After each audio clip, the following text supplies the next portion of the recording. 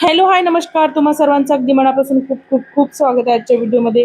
Thumbnail पाहून तुम्हाला तर समजलंच असेल आजचा व्हिडिओ कशाबद्दल होणार आहे. मी 2 मुलांना एकटी कशी सांभाळते.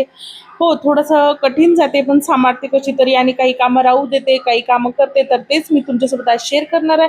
त्यासाठी तुम्ही व्हिडिओ पूर्ण पहा आणि व्हिडिओवर छान छान अशा कमेंट करत जा. मोबाईलचं नाही का व्हॉइस व्हॉल्यूम जास्त असल्यामुळे म्हणजे जास्त व्हॉइस येतो असं व्हिडिओ वगैरे रेकॉर्ड करताना, म्हणून मी असा एक माईक वापरते. नाहीतर अदरवाईज मला काही गरज नाही माईक वापरायची, पण आता काही कारणास्तव मला वापरावं लागत आहे. तर थोडंसं ॲडजस्ट करून घ्यायचं. आणि समोरचा व्हिडिओ जे आहे ना, त्यामध्ये मी माईक स्टार्टच नव्हता केला, त्यामुळे तो व्हिडिओ काही आला नाही. आणि मला इथं सगळी आता कामं करायची, सगळा पसारा तसंच पडलेला आहे. आईचे भाऊ आणि वहिनी आल्या होत्या, म्हणजेच मामा मामी आले होते, तर त्यांना मी थोडंफार नाश्त्याला म्हणजे आईनेच बनवलं होतं पण मी सर्व केलं. सर्वांना मग नाश्ता वगैरे दिला आणि आता माझे सासरे वगैरे नाश्ता करतील. अमेनी नाश्ता केला, मी काही करत नाही नाश्ता. आता डायरेक्ट स्वयंपाक करते, कारण स्वामींनी समर्थ उठल्यावर मला स्वयंपाक आणि त्यांच्या आंघोळा वगैरे करून द्यायच्या असतात. मग काही वेळ मिळत नाही, मी फटाफट आता सगळी कामं आवरून घेते. तुम्ही व्हिडिओ पूर्ण पहा. आज आई घरी नव्हती, त्यामुळे मला सगळे कामं एकटीला आवरायचे होते, म्हणून मी फटाफट सगळे कामं करायला घेतले. आणि जोपर्यंत स्वामी आणि समर्थ झोपून असतात तोपर्यंत अर्धे कामं झाली पाहिजे, कारण ते दोघं उठल्यावर एकही काम होत नाही. म्हणून मी इकडे पहिले तर भांडे वगैरे क्लीन करायला घेतले, म्हणजे तेवढाच गॅस होता मला स्वयंपाकासाठी रिकामा होईल.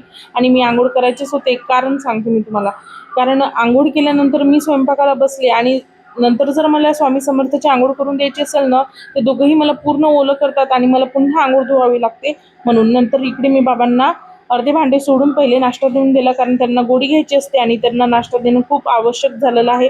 पहिले तर माझे सासरे म्हणजे आमचेच बाबा कधीच नाश्ता नव्हते करत, पण जेव्हापासून त्यांना खूप जास्त त्रास व्हायला लागलाय तेव्हापासून थोडाफार नाश्ता त्या करतात. नंतर मी सगळीकडे भांडे वगैरे क्लीन करायला घेतले.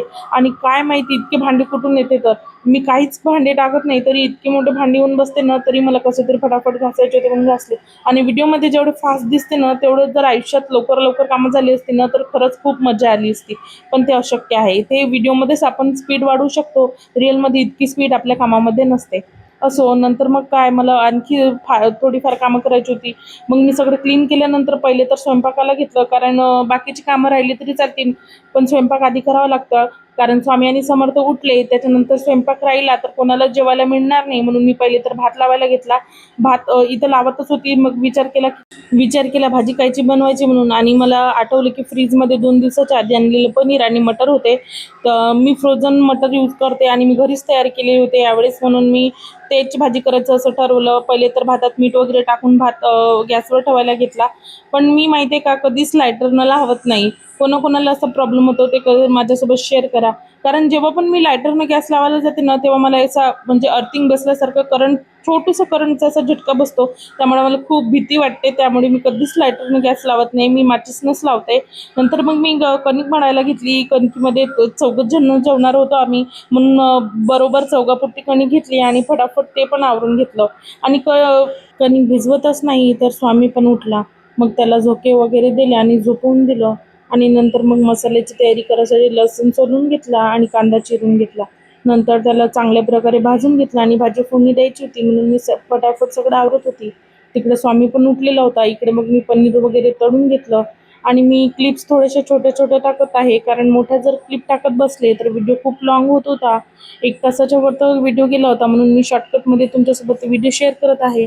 आणि असं स्वयंपाक चालू असताना पनीर वगैरे तळल्यावर कोणाला खायची सवय आहे कमेंट करून नक्की सांगा. नंतर मग मी बॉटल वगैरे क्लीन करायला घेतल्या. आणि मधामधात हे पण एक शिल्लकचं काम वाढून जातं की स्वामी आणि समर्थच्या फिडिंग बॉटल सगळे संपून जाते आणि मधातच मला क्लीन करावं लागते आणि मशीनमध्ये सुद्धा ठेवावं लागते.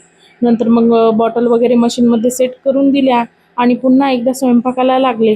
स्वयंपाक होईपर्यंत मला मनात एकच विचार चालू होता की स्वामी आणि समर्थ उठले नाही पाहिजे झोपेतून, कारण ते एकदाचे उठले की मला स्वयंपाक वगैरे काहीच करू देत नाही आणि सतत त्यांना घेऊन बसावं लागतं. म्हणून मी फटाफट सगळं आवरून घेतलं. आणि आज दिवस कोणता होता काय माहीत, त्यामध्ये नळसुद्धा आली आणि मला पाणीसुद्धा भरायचं होतं. पण माझा नवरा एवढा हेल्पफुल आहे की त्यांनी भांडे वगैरे नेऊन ठेवले आणि मी पाणी वगैरे भरून घेतलं. पाणी थोडं फारच भरायचं होतं, 1 गुंडा आणि 1 बकेटच भरायचं होतं, म्हणून लवकर झालं. नंतर मग जी भांडी त्यांनी आणून ठेवली होती मला ती सुद्धा लावून घ्यायची होती, कारण खूप जास्त पसारा झाला होता आणि मला असं वाटत होतं मी केव्हा कामं संपवते आणि केव्हा नाही. म्हणून मी फटाफट भांडे वगैरे लावून घेतली आणि गॅस ओटा वगैरे क्लीन करून घेतला. नंतर मग जे स्वामी समर्थाचा फीडिंग टेबल आहे तो सुद्धा क्लीन करायचा होता. काही दिवसापूर्वी आम्ही लग्नाला गेलो होतो, तसंच तो पसारा टेबलवर पडून होता आणि कोणी आलं तर ते काही छान दिसत नाही, म्हणून मी टेबल वगैरे क्लीन करून घेतला. आणि टेबल क्लीन करायला थोडा उशीर लागतो, कारण जे तो पावडर आहे ना, एकदा सांडलं की वापस निघायला थोडा वेळ लागतो. म्हणून मी कॉलिन वगैरे टाकून दिलं आणि फटाफट ते पण क्लीन करायला घेतलं. क्लीन करेपर्यंत आणि मला इकडे कपडे सुद्धा दिसले. बेडवर खूप सारे कपडे होते. हा बेड माझ्या बाबांचा आहे, म्हणून मी हा क्लीन करून ठेवला. म्हणजेच कपडे सेट वगैरे करून घेतले आणि कपडे जागच्या जागी नेऊन ठेवले. तितक्यातच समर्थ सुद्धा उठला होता, म्हणून त्यांच्या जेवणाची सुद्धा मला तयारी करायची होती. पण पहिले म्हटलं चला आपण झाडून घेऊ, म्हणून झाडून वगैरे घेतलं. आणि माझा दिवस असाच जातो रोज. खूप जास्त उशीर होतो मला जेवण वगैरे करायला. आज सुद्धा तुम्हाला या व्हिडिओमध्ये दिसेलच. नंतर झाडून वगैरे झाल्यावर स्वामी आणि समर्थाचं जेवण बनवायला घेतलं आणि इथे उठले की त्यांना आधी जेवण करायला द्यायचं असते, म्हणून मी इकडं त्यांच्यासाठी नाचणी सत्व बनवलं होतं. मी घरीच पीठ दळून आणलं आहे. तुम्हाला जर त्याची रेसिपी पाहिजे असेल तर कमेंटमध्ये नक्की सांगा, मी तुमच्यासोबत शेअर करेन. आणि माझा उद्याचा व्हिडिओ तुमच्यासाठी येणार आहे. मी घरी सेरेलॅक कसं बनवते ते पण व्हिडिओ तुम्ही पूर्ण पहा. नंतर मग समर्थाला काढलं आणि समर्थ उठल्याबरोबर त्याला पण आईच पाहिजे. कोणी कितीही असलं, त्याची आजी इतका लाड करते तरी पण त्याला मीच पाहिजे. म्हणून मी मग इकडे त्याला घेऊन बसले थोडा वेळ आणि माझी कंबर सुद्धा खूप जास्त दुखत होते. आणि सी सेक्शनवाल्या कमेंट करा की कोणाकोणाची कंबर खूप जास्त दुखते. ज्यांचं सी सेक्शन झालं आहे ना, त्यांनाच हे समजू शकते की कंबर न पाय पावसाळ्यामध्ये किती दुखतात. तर माझी कंबर तर आज वाटच लागली होती, कारण माझ्या सासूबाई असल्यानं अर्ध्यापेक्षा जास्त कामं त्या करतात आणि मला इतका त्रास होत नाही. पण आज इतका त्रास होत होता की मला बसणं सुद्धा होत नव्हतं. मी कधीच बेल्ट लावत नाही, पण आज मी बेल्ट लावला होता कारण माझ्या कमरेमध्ये खूप जास्त त्रास व्हायला लागला होता. कारण कामं करणं आणि 2 मुलांना सांभाळणं जितकं सोपं वाटतं ना तितकं तर नाहीच.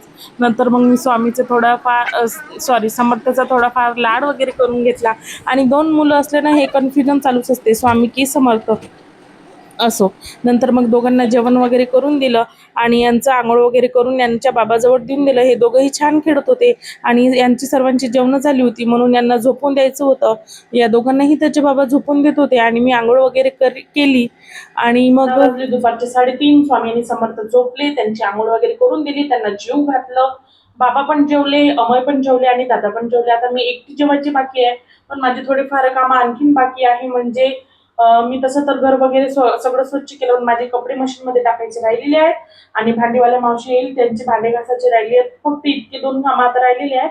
हे काम आता नंतर होत राहील, पण पहिले आता मी जेवण करतो, कारण 3:30 वाजले आणि सकाळपासून काहीच खाल्लेलं नाही. आता मला खूप जास्त भूक लागलेली आहे. तर भेटू पुढल्या ब्लॉगमध्ये. ब्लॉग कसा वाटला कमेंट करून नक्की सांगा आणि चॅनलला सबस्क्राईब करा.